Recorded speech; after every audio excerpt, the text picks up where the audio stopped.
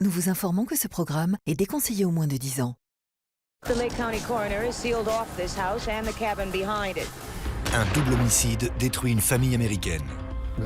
Il y a eu 2 coups de feu. Le coupable a agi sous la colère. Il a détruit la vie de tous les membres de cette famille. Des secrets, Des portes cachées s'ouvraient sur des couloirs. des trésors dissimulés Il y avait encore beaucoup de bijoux dans cette boîte. et des doubles vies. Je ne voyais que ses yeux noirs et impassibles. Ça faisait froid dans le dos. Une maison de rêve rongée par les secrets, une famille déchirée par les mensonges et la malédiction qui s'est abattue sur eux. C'est tout de suite dans Crime en haute société.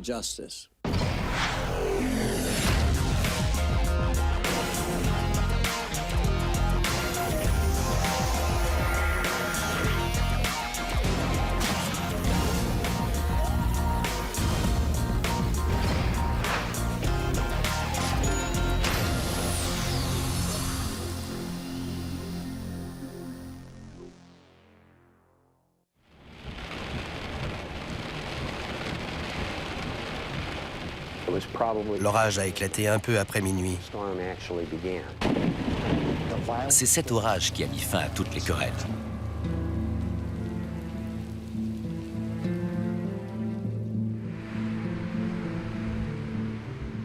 Le 6 juin 1980, un employé de Raos Automotive arrive au travail comme tous les jours.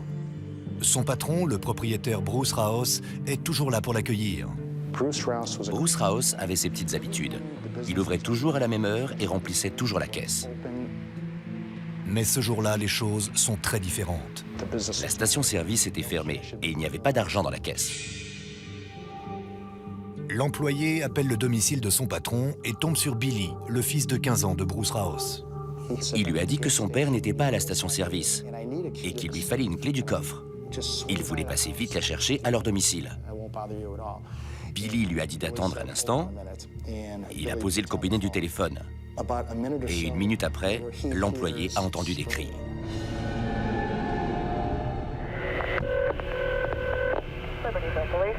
Yeah, this is Billy Rouse. My parents were killed in bed. Where do you live? 2057 North Milwaukee Avenue.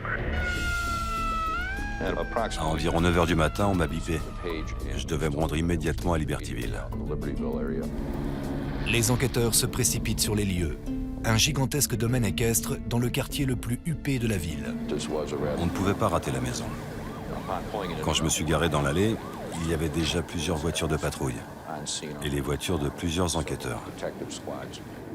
Billy Raos, Robin, sa sœur de 16 ans, et Kurt, son frère de 19 ans, sont sous le choc et restent assis sur la pelouse.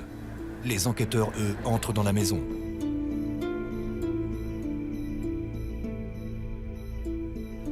Le lieu du crime se trouvait dans la partie nord de la maison, dans la chambre des parents. Quand les enquêteurs sont entrés, ils ont trouvé Monsieur et Madame Rouse. Monsieur Rouse portait un t-shirt et un caleçon, et Madame Rouse une chemise de nuit. La mère avait été touchée à la tête et le père au niveau de la tempe.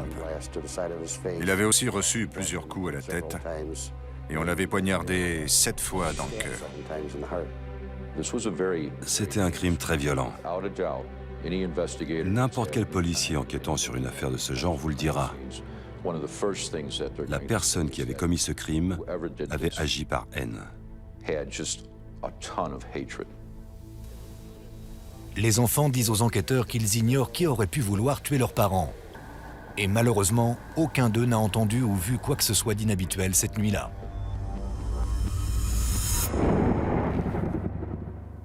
D'après le jeune Billy, sa mère a invité des amis à jouer au bridge l'après-midi même et son père a travaillé tard et s'est couché en rentrant. Billy a souhaité bonne nuit à sa mère et est allé dans sa chambre. Mais ce début de soirée tranquille va vite tourner au cauchemar. Ils nous ont tous parlé de l'orage extrêmement violent qui avait éclaté cette nuit-là. A priori, les orages étaient vraiment très courants dans la région. Même s'il y avait eu des coups de feu, même s'il y avait eu un chasseur dehors, l'orage était tellement bruyant qu'il n'aurait rien entendu.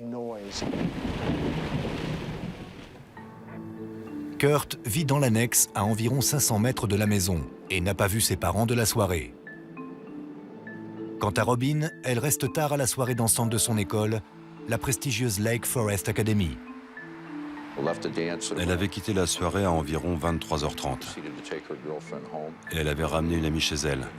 Et elle était rentrée tout de suite après. Elle se rend directement dans sa chambre et n'entend rien jusqu'au coup de téléphone du lendemain matin. Il n'y a aucun signe d'effraction. Mais les enfants Raos avouent qu'ils ne verrouillent pas tout le temps la porte d'entrée.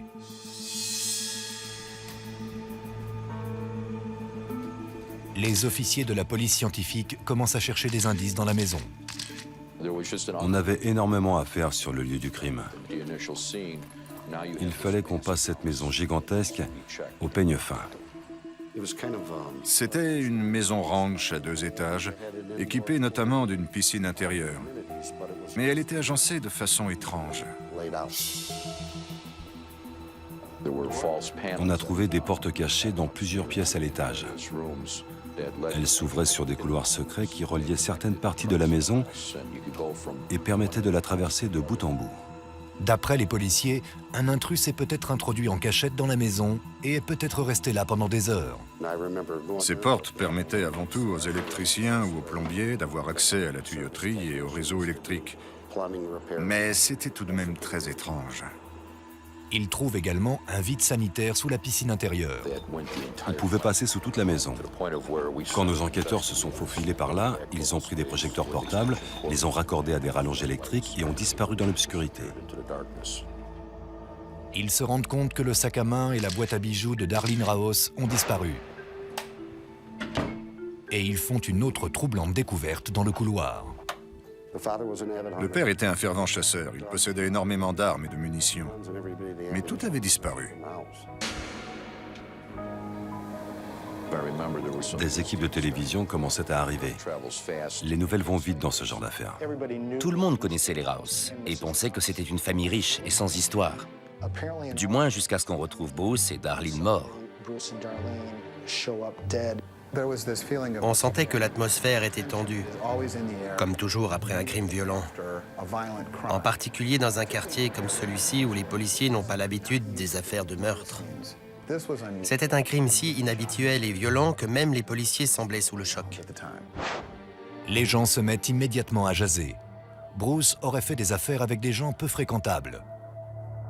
Les enquêteurs espèrent que les enfants Raos pourront leur en dire plus sur les affaires et la vie privée de leur père. En premier lieu, on a décidé d'éloigner les enfants du lieu du crime et de les emmener en centre-ville.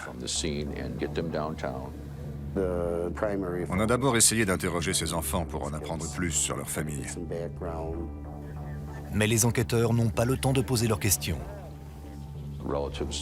Quand leurs familles et leurs avocats sont arrivés, c'était fini. On ne pouvait plus les approcher. Même s'ils consultent les psychiatres les plus chers du monde, ces pauvres enfants risquent d'être marqués à vie. Et comme les enquêteurs vont bientôt le découvrir, les problèmes au sein de la famille Raos étaient peut-être plus graves qu'ils n'y paraissaient.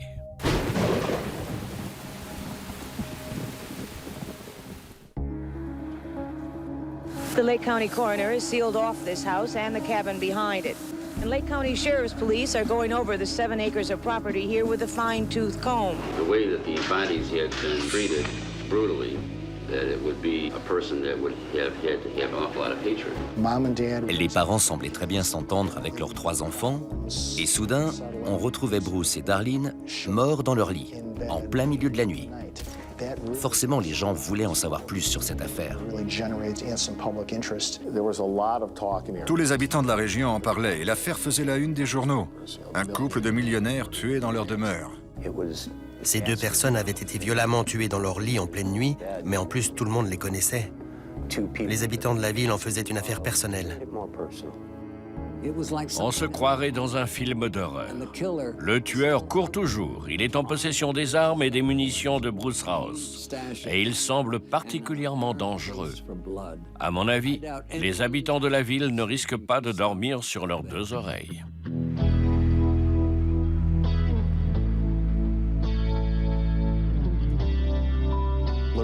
Libertyville est une petite ville de l'Illinois.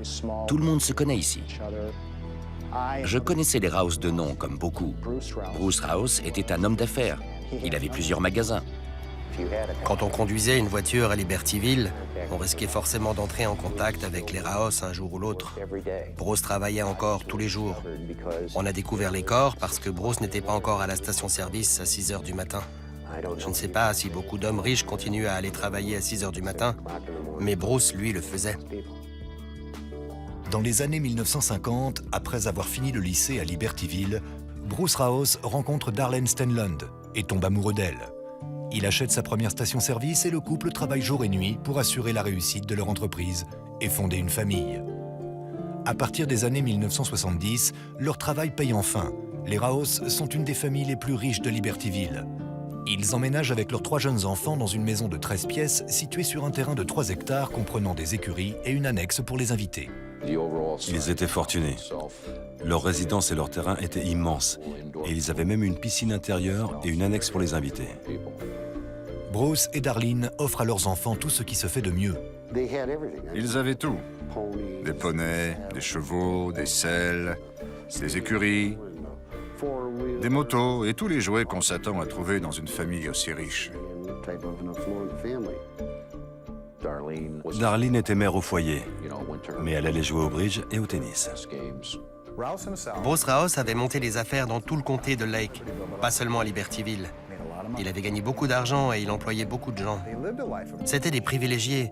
Les enfants conduisaient des voitures luxueuses et fréquentaient de grandes écoles. Les Rouse étaient ce qu'on appelle de nouveaux riches. Pourtant, Bruce s'efforce sans cesse d'agrandir son empire. D'après ses amis, il cherche de nouvelles opportunités d'investissement, mais est dépassé par les événements. Bruce aurait investi de l'argent dans différentes sociétés. Il s'intéressait notamment au câble, qui faisait son apparition à l'époque. À force de vouloir prendre des risques, il avait peut-être fait des affaires avec des gens douteux. D'après des rumeurs, M. Rouse avait fait affaire avec la mafia. Et c'est ce qui aurait pu causer sa perte. Pourtant, après avoir interrogé des amis proches de Bruce et Darlene, les enquêteurs se rendent compte qu'il y avait en réalité de plus gros problèmes au sein même de leur famille. En apparence, c'était une famille parfaite. Le père était un brillant homme d'affaires et les enfants fréquentaient les meilleures écoles. Mais en réalité, il y avait des problèmes de drogue. La maison était remplie d'armes et les enfants organisaient souvent des fêtes. Les Rouse cachaient bien leur jeu. C'était une famille compliquée qui avait de nombreux problèmes. Ils avaient tout, et pourtant ils n'étaient pas heureux. Il n'y avait ni amour, ni véritable lien entre eux. Les relations sont particulièrement tendues avec Kurt. Kurt ne s'entendait pas avec sa famille. Il faisait tout le temps la fête et se droguait régulièrement. Ses parents lui avaient même proposé de l'argent pour qu'il s'engage dans l'armée. Mais il avait refusé. Il ne travaillait pas et ne gagnait pas d'argent. Les policiers découvrent que Bruce et Darlene ne supportent plus de le voir traîner à ne rien faire et le chassent de la maison. Il habitait dans l'annexe. Il avait de l'électricité grâce à une rallonge de 200 mètres reliée à la résidence principale. Et il avait le droit d'y entrer uniquement quand ses parents étaient là. Contrairement à Kurt, Robin est l'enfant parfaite aux yeux de leurs parents. Robin était dans une école privée. Elle fréquentait les milieux huppés. Son père l'adorait. Il lui accordait beaucoup plus d'attention qu'à ses frères. Et le pauvre Billy reste souvent dans l'ombre de ses aînés. Avant les meurtres, Billy fréquentait une école alternative, non traditionnelle. À leur mort, on a découvert que les Rouse n'étaient pas aussi heureux qu'ils en avaient l'air et qu'ils avaient déjà eu des problèmes auparavant.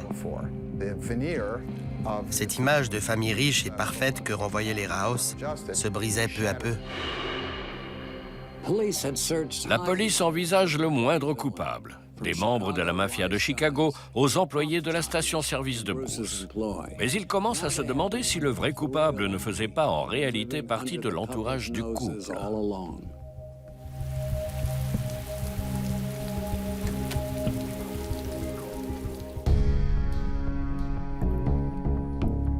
Suite au meurtre de Bruce et Darlene Rouse, la maison reste inaccessible au public et son secret bien gardé. Ces meurtres non résolus hantent de plus en plus cette charmante petite ville. Il n'y avait jamais de crime violent à Libertyville. C'est d'ailleurs pour ça que les gens s'y installaient. Les habitants ne voulaient pas que Libertyville devienne la ville où avaient été tués les Rouse. Sans la moindre piste, chacun y va de sa théorie. C'est en général ce qui arrive quand un crime aussi violent est commis dans une petite ville et que le coupable n'est pas arrêté. Les gens se forgent leur propre opinion. Est-ce un cambriolage qui a mal tourné? Un meurtre commandité ou toute autre chose? Les rumeurs au sujet des disputes familiales vont bon train et les gens ont vite fait de suspecter les enfants Rouse. Toute la communauté était très inquiète. Les habitants de Libertyville n'étaient pas rassurés à l'idée que le tueur courait toujours ou que l'un des enfants pouvait être le meurtrier. C'était un soir d'orage. Il n'y avait pas eu d'effraction. Les Rouse avaient été tués dans leur lit au beau milieu de la nuit, apparemment pendant leur sommeil. Et ces adolescents étaient les seules autres personnes présentes ou proches du lieu du crime cette nuit-là. Les enquêteurs commencent à surveiller les enfants à distance. Ils vivent désormais avec leur famille en centre-ville et leur comportement fait naître des soupçons. Ça ne semblait pas les toucher. Ils n'avaient même pas pleuré. Ils n'avaient pas l'air tristes. Ils parlaient des meurtres et répondaient à la moindre question sur un ton détaché. On a appris un peu plus tard qu'un des enfants avait même demandé s'il pouvait quand même aller au bal de fin d'année. Ils ont beau être insensibles, ça ne fait pas d'eux des meurtriers. Sans preuve matérielle, les policiers ne peuvent rien faire. Ils se contentent d'observer Kurt, Robin et Billy dilapider les millions de dollars dont ils ont hérité. Suite au règlement de la succession, ils avaient suffisamment d'argent pour faire tout ce qu'ils voulaient. Billy touchait 1 500 $ par mois. Robin s'était acheté une voiture de sport toute neuve. Il menait la belle vie. En voyant les orphelins dépenser tout l'argent légué par leurs parents, les gens commencent à avoir des soupçons. Malheureusement, leurs familles et leurs avocats empêchent la police de les approcher. Dès le début de l'enquête, les policiers n'avaient pas eu de vraie conversation avec ces enfants. Ils n'avaient aucun moyen de les relier au meurtre. Ils n'avaient pas pu interroger les enfants et n'avaient donc pas pu établir un lien entre eux et les meurtres.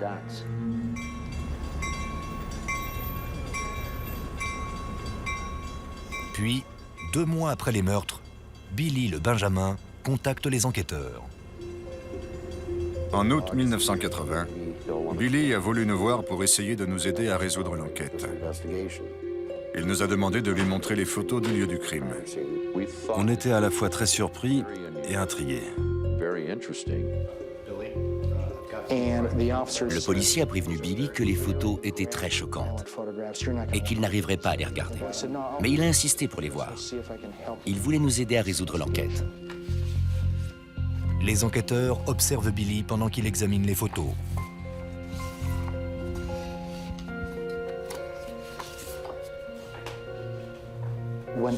Dès que Billy tombait sur une photo de sa mère ou de son père, il ne bougeait plus et regardait la photo intensément. Il ne riait pas, il ne pleurait pas, il ne sanglotait pas. Il se contentait de rester là, à fixer la photo.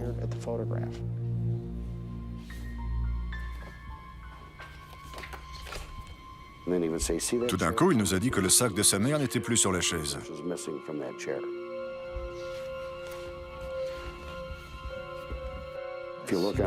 Il a aussi remarqué que la boîte à bijoux de sa mère n'était plus sur la commode. Il voulait qu'on se concentre sur une autre piste et qu'on s'intéresse à un intrus plutôt qu'à lui et à son frère et sa sœur. Mais on a vu clair dans son jeu. 2 autres mois passent et les policiers n'ont toujours pas la moindre piste. Puis, un secret refait surface. Un topographe longeait la rivière des Plaines entre l'avenue Milwaukee et l'autoroute 60. Il a cru voir un tuyau dans l'eau, mais en fait, c'était un fusil à pompe calibre 16. Il a continué à marcher vers le sud sur environ 4,50 m et a trébuché sur un sac dans lequel il y avait un sac à main. Il a sorti un portefeuille du sac Il l'a ouvert, a frotté la pochette en plastique pour voir ce qu'il y avait en dessous et a découvert un permis de conduire. C'était le permis de conduire de Darlene Rouse. Les enquêteurs et une équipe de plongeurs arrivent sur les bords de la rivière. On a repêché environ 11 fusils, le sac à main de la mère contenant son permis de conduire, sa carte d'identité et des cartes de crédit, et sa boîte à bijoux, qui était encore bien remplie. On a trouvé de nombreuses preuves matérielles dans la rivière, et tous ces objets provenaient de la maison des Rouse. L'affaire avance enfin. Si le coupable avait été un cambrioleur, il n'aurait pas jeté les bijoux et les sacs à main dans la rivière. On aurait tout retrouvé chez un prêteur sur gage, mais là, il y avait encore le permis de conduire et personne n'avait utilisé les cartes de crédit. La version de Billy semble tout à coup peu plausible. Billy voulait que la police soupçonne un cambriolage qui avait mal tourné. Mais quand on a trouvé tous ces objets dans la rivière des Plaines, sa théorie tombait à l'eau. Le jeune Billy essaie visiblement de protéger quelqu'un. Mais qui? Même si les habitants de Libertyville ont retrouvé le sommeil, le tueur court toujours. Et la police commence à se demander s'il ne vit pas à quelques mètres de la maison.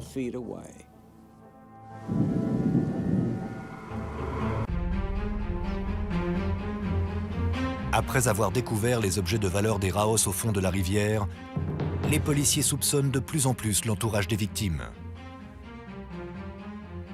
Les policiers s'intéressaient particulièrement à Kurt. C'était un hippie, fan de rock. Il avait des cheveux longs et une barbe. Il habitait dans l'annexe autrefois réservée aux domestiques. Les gens ont immédiatement pensé que Kurt était le meurtrier.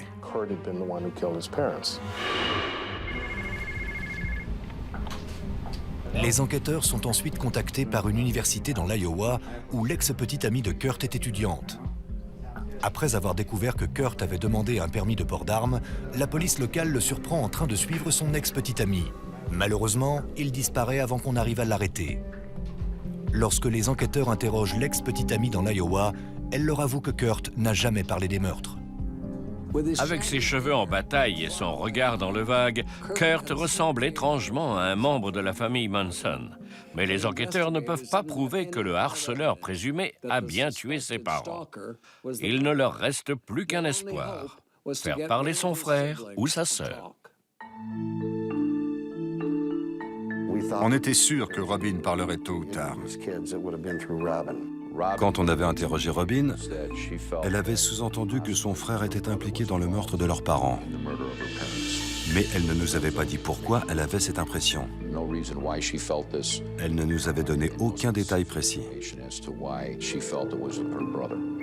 Robin savait forcément quelque chose. Soit elle l'avait surpris en rentrant ce soir-là, soit elle l'avait vu ranger les armes et la boîte à bijoux dans la voiture de leur père.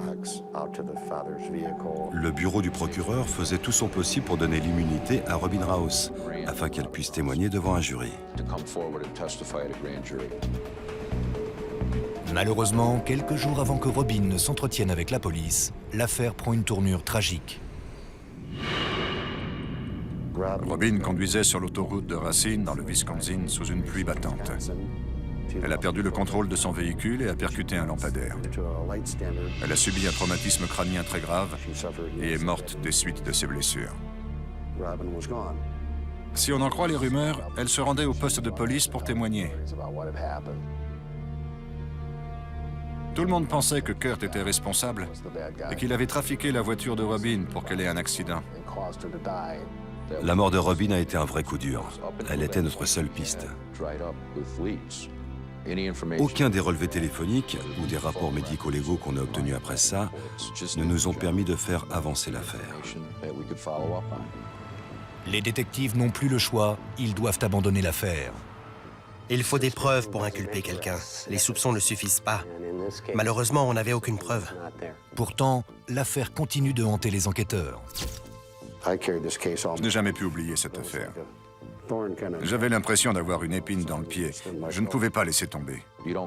On ne peut ni abandonner, ni arrêter les recherches. C'est impossible. On attend, mais parfois, cette attente dure un peu plus longtemps que prévu. Pendant des années, les enquêteurs gardent les deux fils à l'œil. Billy part dans le sud, à Key West, en Floride, tandis que Kurt, le principal suspect, part en Californie. Kurt continuait à vivre dans son monde de rock et de drogue en tout genre. Au début, Billy semble réussir à oublier son passé agité. Il avait hérité de beaucoup d'argent, il s'était marié et avait appris un vrai métier. Il était charpentier. Il avait acheté une maison à 100 000 $ sur Petronia Street, à Key West, et il avait dépensé 90 000 $ de plus pour la rénover. Mais la vie de Billy se transforme peu à peu en enfer. Il a fini par divorcer et a dilapidé tout son argent. Il vivait sur une vieille péniche ancrée au bord de Key West. Il avait construit un genre de cabane avec des portes et des vieux matériaux de construction. On est bien loin de la maison des Raos, mais cette cabane flottante est devenue le foyer de Billy, et elle attire d'autres marginaux. Il vivait dans cette petite cabane improvisée. Elle devait mesurer 2,50 m sur 3 mètres. Quand ils devaient se laver, ils avaient juste à sortir de la cabane. Il n'avait pas d'argent, il volait pour survivre et il buvait et se droguait dès qu'il en avait l'occasion. En 1995, 15 ans après les meurtres de Bruce et Darlene Raos, les enquêteurs sont contactés par un policier de Key West. J'étais sûr que c'était au sujet de Billy. Le policier m'a dit que Billy avait été arrêté pour complicité dans plusieurs braquages de banques qui avaient eu lieu à Key West. Billy avait été arrêté et se trouvait dans la prison du comté de Monroe. On est allé en Floride, c'était une occasion inespérée. On voulait interroger tous les gens qui avaient été en contact avec Billy et, si possible, l'interroger lui.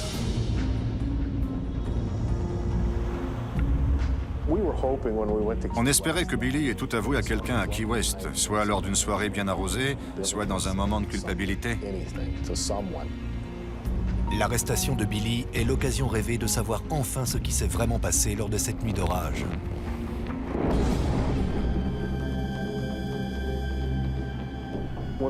Quand on l'a vu pour la première fois, il avait l'air très perturbé.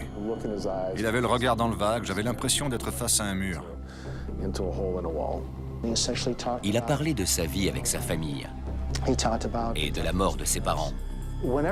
Dès qu'il parlait de sa mère, il y avait une étrange lueur dans ses yeux. Après toutes ces années, je ne m'attendais pas à ce qu'il se mette dans un tel état de rage quand j'ai parlé de sa mère. J'avais l'impression d'être en face de quelqu'un d'autre. Ce n'était plus le même Billy. J'ai tout de suite reconnu ce regard. C'était le même regard que celui qu'il avait en 1980. Je n'arrivais pas à y croire.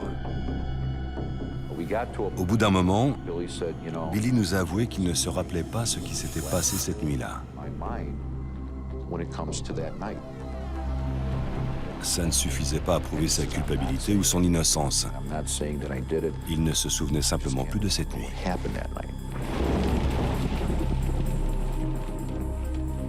L'affaire est au point mort, mais les enquêteurs refusent d'abandonner. Les gardes de Billy allaient le raccompagner à sa cellule quand Chuck lui a parlé, devant la salle d'interrogatoire. Et Chuck a commencé à se confier à Billy. Je savais que ça faisait 15 ans que ça le minait. On avait réussi à se parler depuis quelques jours, et je voulais qu'il sache qu'il pouvait oublier ses vieux démons. Billy nous a alors avoué qu'il avait tiré sur son père. Billy se décide enfin à révéler le cœur de toute cette affaire. Après toutes ces années, il est sur le point de raconter dans le moindre détail ce qui s'est passé cette nuit d'orage dans la maison des Raos. Après 15 ans de silence, les enquêteurs sont surpris par l'honnêteté de Billy Raos. Quand Billy nous a dit qu'il avait tué ses parents, Chuck a failli tomber à la renverse. Personne ne s'attendait à ça. Il fallait le faire parler tant qu'on en avait l'occasion et filmer l'interrogatoire.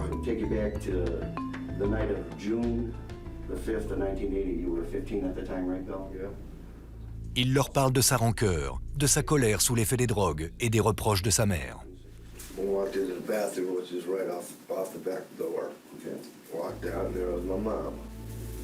She got even smoking pot, and I said, no, I want to smoke the pot. So she walked up to me and said, you smell like liquor. And then she says, yeah, don't worry about it. You're going to be shipped out to military school. I'm just over it. You're going to be just like your brother. You moron. And what did you reply to your mom? I said, you're full of you're not good. You just worry about yourself. Make it easier. Just get me out of your life.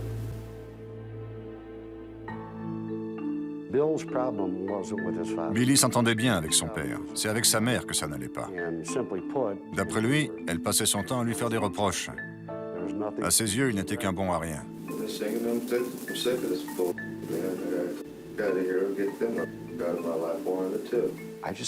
Il en avait assez. Ses parents ne l'aimaient pas et le rabaissaient. Sa mère ne lui adressait la parole que pour lui crier dessus et lui dire qu'il était un bon à rien. Elle lui avait même dit qu'il finirait comme son frère Kurt, qu'il ne valait rien. C'était trop dur. Il n'arrivait plus à supporter tout ça.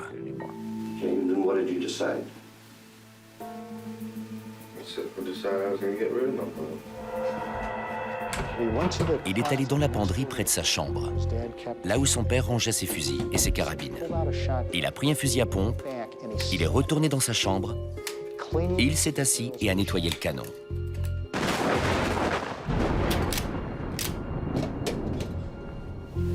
I started playing around with the 22. I don't know why.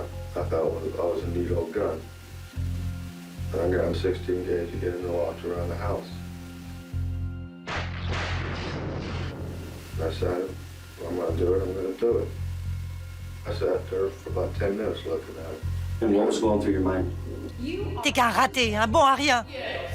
How I should do it. How you should kill your mom, or you said before you really didn't want to kill your dad. No, I didn't want to. Okay. That's what his ran the knife at first. You thought it would be quieter and maybe your dad wouldn't wake? Yeah. And then, what did you say? You thought it would be too slow also? Yeah. Okay, go ahead. So what did you do then? So I walked in the room, took the 16 gauge, put it up to her head. I remember pulling it, but the trigger went off. Okay. Then what did you do then? And my dad sat up real quick.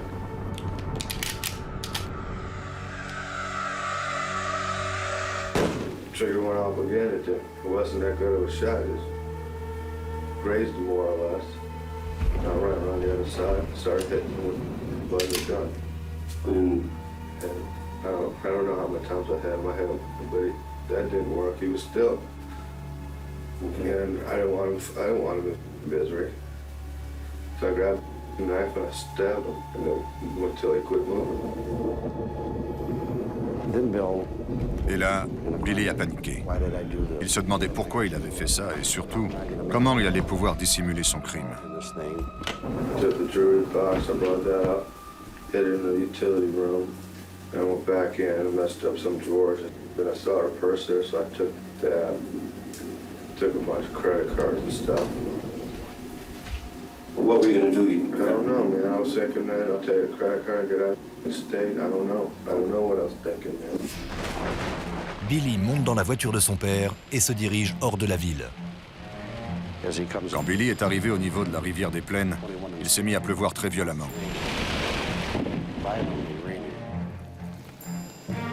Il s'est garé le long de la route, au-dessus de la rivière. Il est sorti de la voiture, s'est approché de la rivière et a eu une idée. Il a fait 2 ou 3 allers-retours de la voiture à la rivière et il a tout jeté à l'eau. Les fusils, les munitions, le sac à main, les vêtements, la boîte à bijoux, tout. I don't remember exactly, man. I know I was thinking about the front door, and then I figured, man, how'd I do this, man? Why'd I do this? Il est monté dans la voiture et a commencé à rouler. Au début, il comptait quitter la ville. Mais au bout d'un moment, il s'est rendu compte que si on retrouvait le corps de ses parents dans leur lit et qu'il quittait l'État, ça ne plaiderait pas en sa faveur. Il a donc décidé de faire demi-tour et de retourner chez lui, à Libertyville.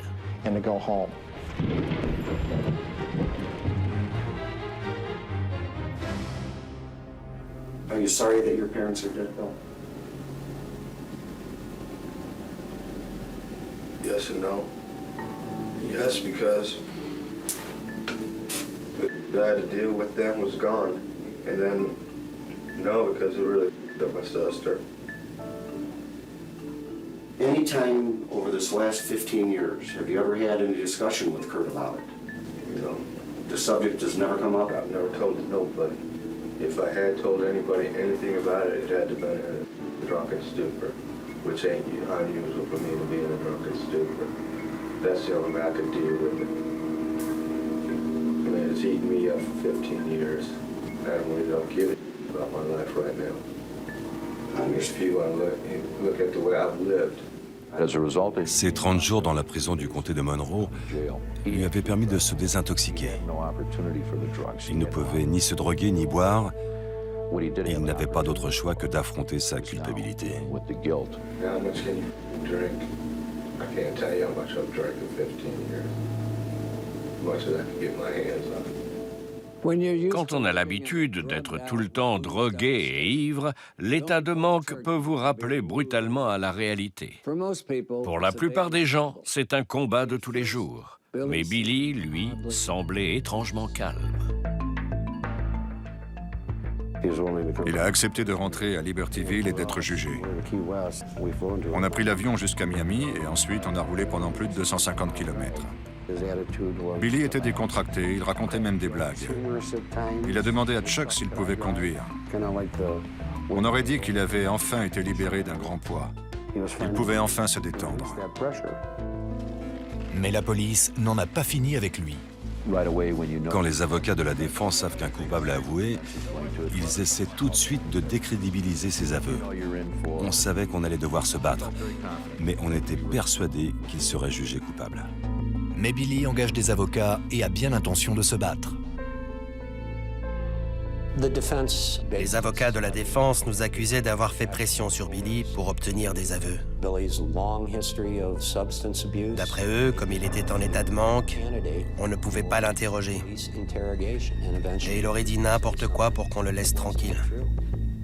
La défense a tenté d'incriminer le frère aîné, Kurt, en insinuant qu'il était le vrai coupable. Le caractère d'enfant gâté de Billy ressurgit. Après avoir accusé ses parents de l'avoir poussé à les tuer, Billy compte bien rejeter la faute sur son frère. Tous les habitants de la ville se préparent pour cet affrontement final.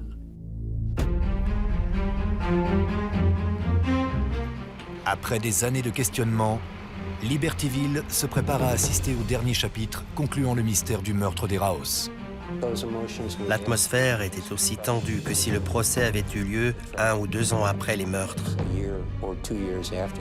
Rien n'avait été résolu. Tout le monde avait entendu parler des millionnaires de Libertyville, Bruce et Darlene Raos. C'était une affaire très médiatique. Les gens en avaient parlé pendant 15 ans. Le procès était sur toutes les lèvres cet été-là. Une famille s'était littéralement autodétruite. Les parents avaient été tués, la sœur était morte dans un accident de voiture et les 2 membres survivants de la famille s'accusaient l'un l'autre. Les enquêteurs doivent relever un premier défi, faire venir Kurt au procès. Kurt vivait à San Francisco à l'époque du procès et toute cette affaire l'avait beaucoup secoué. Après les meurtres, dès qu'il se baladait à Libertyville, tout le monde le montrait du doigt et le traitait de meurtrier. Ça lui avait fait beaucoup de mal et il en souffrait encore 15 ans après. Il ne voyait pas l'intérêt de revenir puisqu'on avait les aveux de Billy. Mais le procureur sait que le témoignage de Kurt est crucial. On avait besoin de réponses, comme tous les habitants de la ville. Kurt était-il coupable? Que savait-il? Avait-il aidé Billy à détruire les preuves?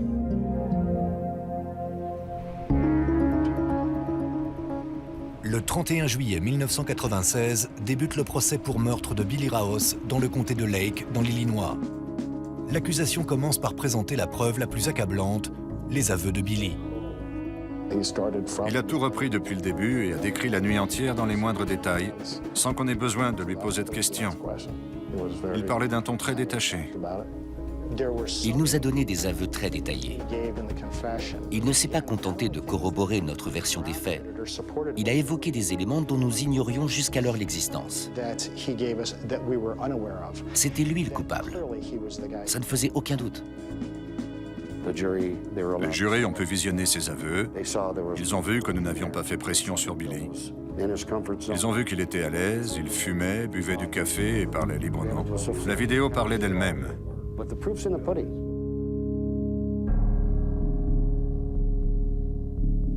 C'est ensuite au tour de Kurt Raos d'affronter son petit frère.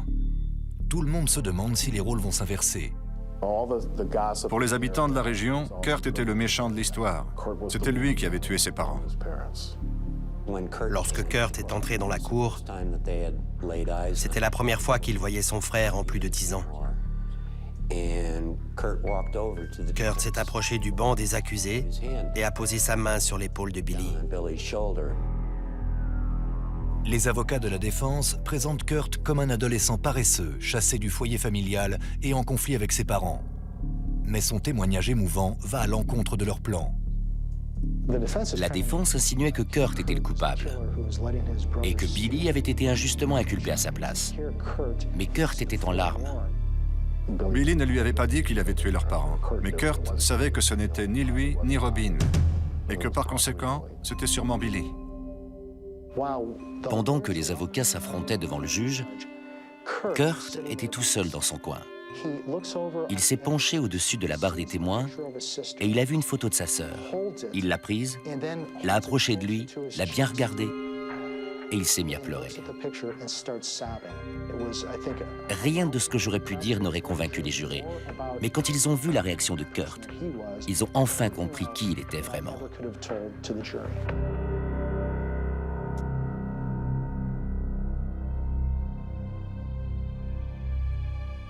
Le jury délibère pendant presque 6 heures avant de rendre son verdict. Coupable. Sur le banc des accusés, Billy reste impassible. Il n'a pas réagi.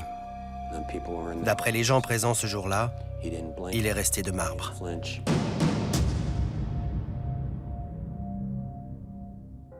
Une atmosphère morose plane sur la cour de justice et sur la petite ville de Libertyville. Justice a été rendue. On n'a pas vraiment gagné. Les habitants étaient soulagés de voir l'affaire classée et heureux de tourner la page. Le coupable avait été arrêté, mais ça ne changeait rien. 2 personnes avaient perdu la vie. Billy n'était rien d'autre qu'un enfant gâté. Il a piqué une crise parce que sa mère ne le laissait pas vivre comme il le souhaitait et il a pris la pire des décisions. Contrairement à la plupart des homicides familiaux, la cupidité ou la vengeance n'a pas été le mobile du meurtre des Raos. Ce n'était qu'un acte désespéré et violent commis par un garçon très perturbé. Les gens ont surnommé la résidence des Raos la maison des meurtres. Elle a été vendue plusieurs fois jusqu'à ce qu'elle brûle entièrement en 2002. C'était Dominique Dunn. Merci de nous avoir suivis.